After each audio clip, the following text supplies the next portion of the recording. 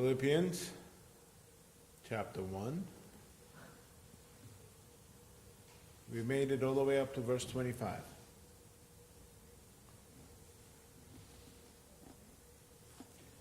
Convinced of this, I know that I will remain and continue with you all for your progress and joy in the faith. What is he convinced of? When we say he, we're talking about Apostle Paul. Convinced of this. This is the part that we spoke about last week.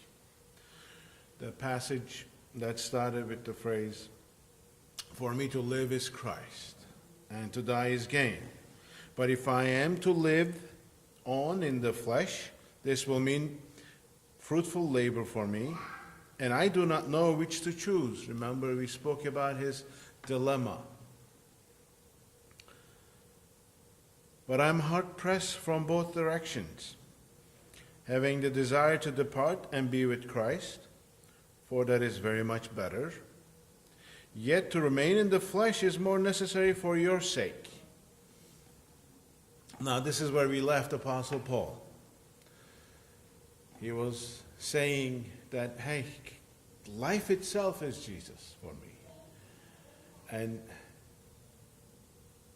because of the circumstances, earlier in the chapter, he said, according to my earnest expectation and hope, that I will not be put to shame in anything, but with all boldness Christ will even now, as always, be exalted in my body, whether by life or by death. So he was ready to die or to live for Christ. And he was explaining, saying, look, if I die, it's fine, it's actually much better. But if I live, that means God has a purpose for me here. And that purpose was his call to God's service, to ministry, right? And he says, if I am staying here, if God is keeping me here, there's a purpose for me. And that purpose is, we read today, that I know I will remain and continue with you with the progress and joy in the faith. I want us to pay attention to this. This is what he's convinced of. He's convinced in his heart that if he remains here, he's convinced that he's going to remain, that when he remains here,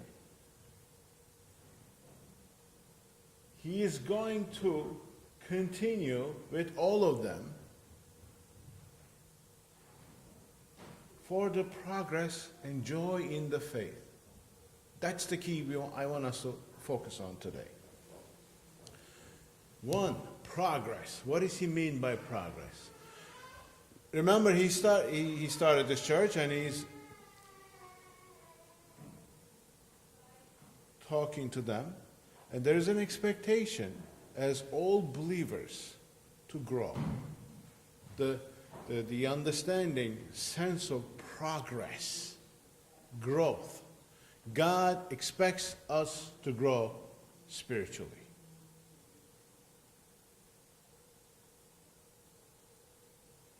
We can't just get saved and stay there. We can't just become believers. All right, I'm going to heaven, I'm done. No. If that's our attitude, there is something wrong in our salvation experience.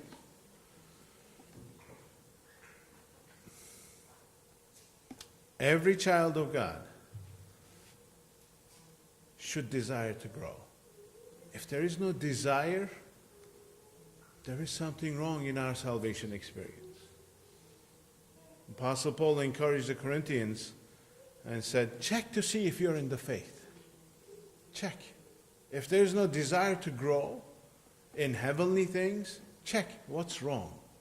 There is some kind of a dysfunction, something unhealthy. Something is wrong within your spiritual life. Either you're not saved or you have been really fallen in some ways and you can't see your way through. That's when you need people like Apostle Paul, like your pastors. Convinced of this, that I will remain to continue with you so that you can progress, so that you will have joy in your faith. And then the next verse says, so that your proud confidence in me may abound in Christ Jesus through my coming to you again. We'll speak more about that next week, but we'll go back, Pat. We'll speak more about this next week. But the point I want us to get from here is the progress and his purpose for being. This is more for also for people in the ministry, for elders and pastors. Look, there's a purpose for us. God's responsibility for us is to teach, to help along the people, to grow, and to have faith with joy. Now, I want to open that up a little bit.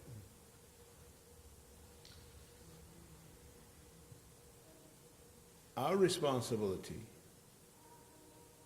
is to help along people to come to a place in their lives where, because of their faith, they have joy. Not because of their circumstances. And as believers, as you're ministering in other people's lives, your family members, friends, that should also be your focus.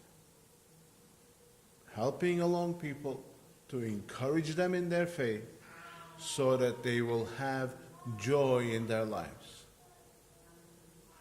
Now, we speak a lot about this. There are two kinds of joy.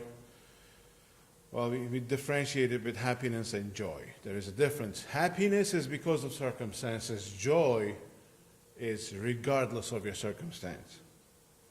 So this is what Apostle Paul is saying. Hey, if they don't kill me, which I'm sure they're not going to, he's saying, right?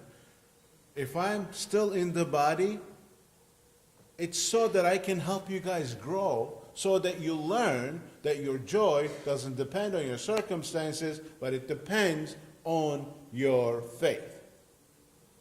Now, question to you, to us. What is stealing your joy?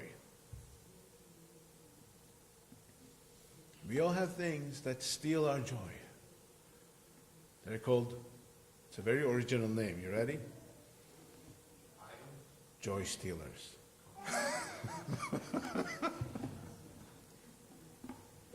I just came up with that now, so as you can see, it's not very good, but it sounded good, right? We all have joy stealers that steal joy in our lives. What are they? Your boss? My boss?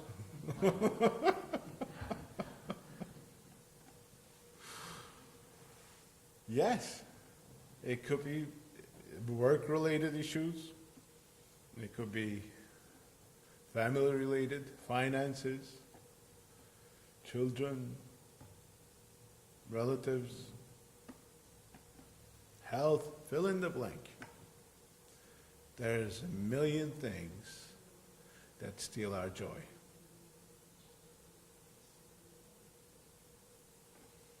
But if we catch that glimpse at the end of that verse there, his purpose is to lead them so that they will grow, so they will have joy because of their faith. Now that's where we all need to come to.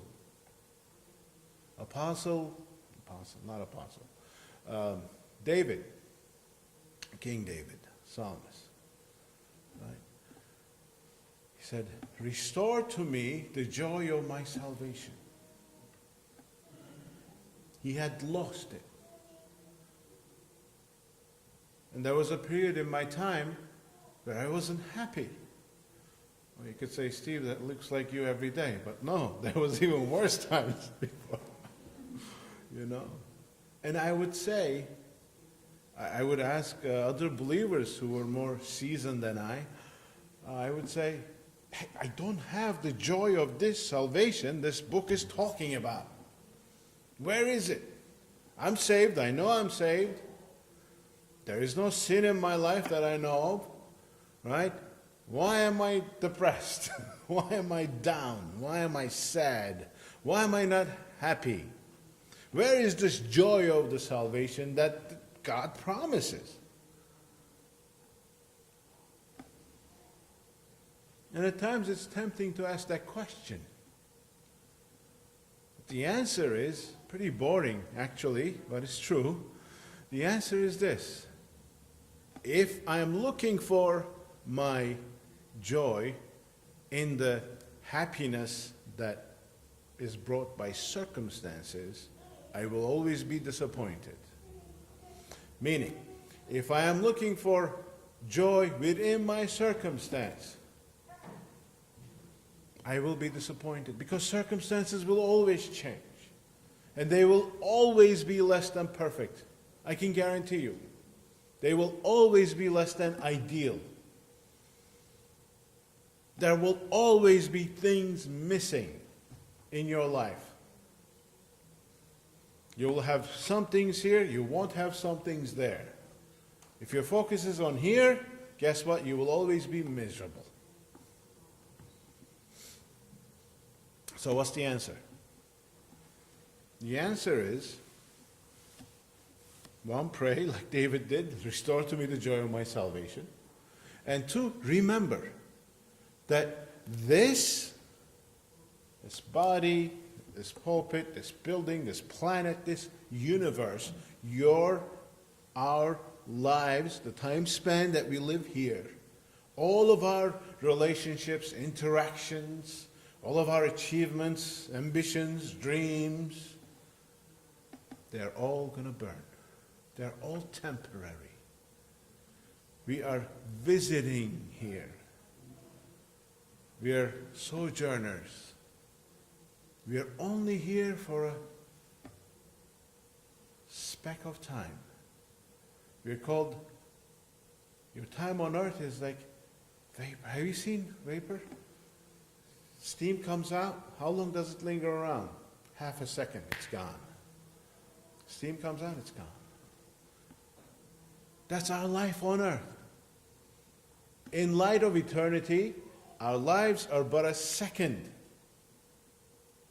All of our things that we think we're missing, or we can't achieve, or we don't have, or we wish we had, they're all temporary. And guess what? All your achievements are temporary. Everything that is good in your life is also temporary. Luke agrees. They're all going to burn. So what matters? What's going to stand at the end? Our faith. And in eternity, we need to have this mindset. Right? This is a temporary time. This is a makeshift life. We are here passing through.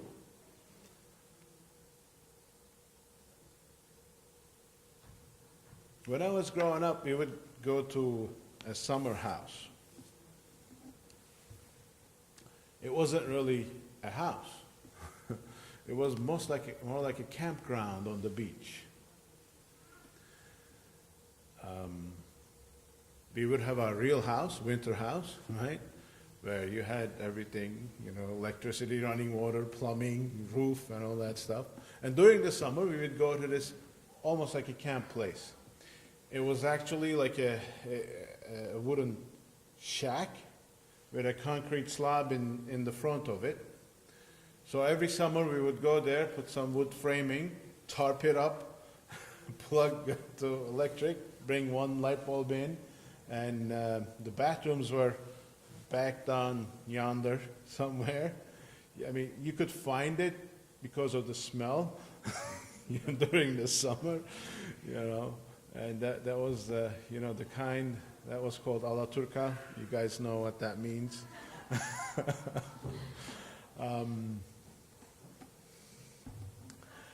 It was basically a building with a hole in the ground, you know, and about 50 people use those two facilities, so you can imagine what the,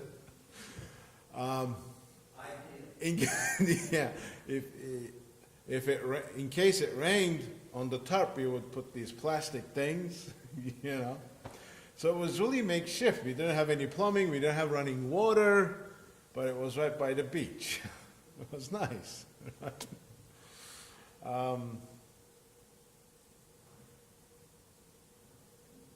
The smell was interesting because there was no indoor plumbing and this and that. People had these little barrels with little faucets in them. They would fill it up, bring it. So all the dishwashing and the hand washing would be done there. So as a result, between the bathroom and the dishwasher smell, there was a unique aroma over there. It smelled like dishwashing detergent and urine somewhere in the bin, you know. It sounds bad, but it wasn't that bad, you know. But it was nice. You would go there. It was right by the beach. The beach was sand, fine sand, and the water was beautiful. But what's the point? We would be only there 2 months, 2.5 months, right? Even if it rained, it thundered, you know. You didn't feel secure. You didn't have indoor plumbing. You didn't have bathrooms, running water. You didn't have your TVs. Can you imagine a life without TV? Or your phones? We didn't have phones there either. It wasn't even secure. If somebody just forced the door, they would open it. It just sticks, you know, pretty much. You had nowhere to store your valuables, right? All the discomforts that came with that place was bearable because we knew it was temporary. All the discomforts you're living here now are bearable because they're temporary.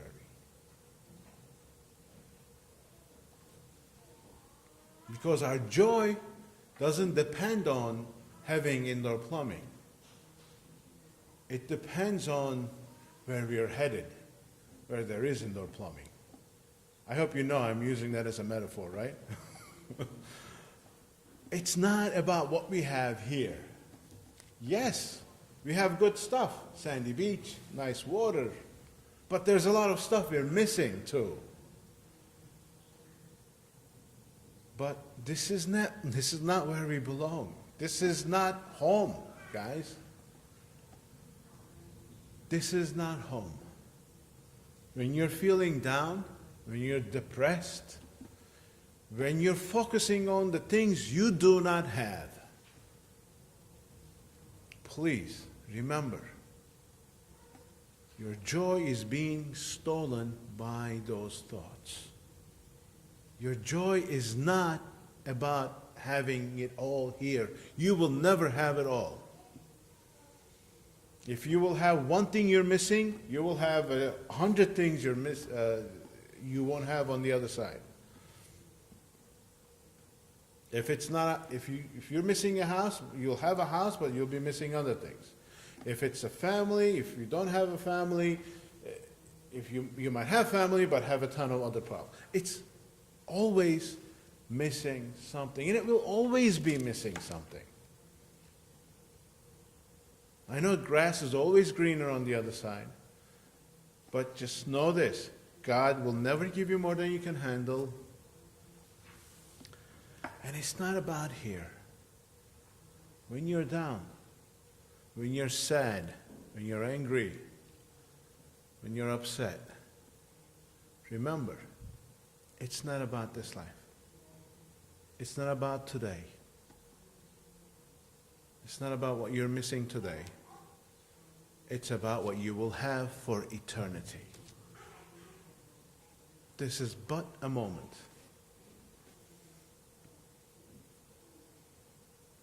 You guys know the story behind the song that's pretty famous. It is well with my soul, right? The guy that wrote it, I'll tell you really fast, lost everything he had in the Chicago fire, and because of that, him and his family wanted to just go away somewhere. They planned a trip, but there wasn't room for him and all of his family, so he had to stay behind. His wife and his kids took the ship, and he was going to catch the next one. Well, they all drowned and died. Guy lost everything and all his family. As they were passing through the spot where the ship sank, captain stopped, and this guy went to his cabin and wrote this song. It is well with my soul.